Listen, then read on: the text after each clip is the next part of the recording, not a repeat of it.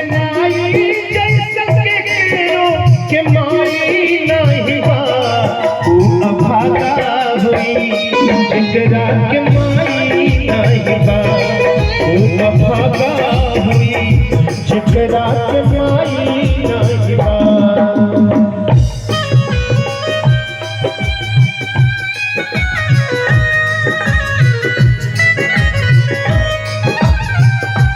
हमरा लागता जौन भी आप लोगों के आंख से आंसू गिरता ना बहन, कि पवित्रता के आंसू बा, कि माई से अटैच करे के आंसू बा।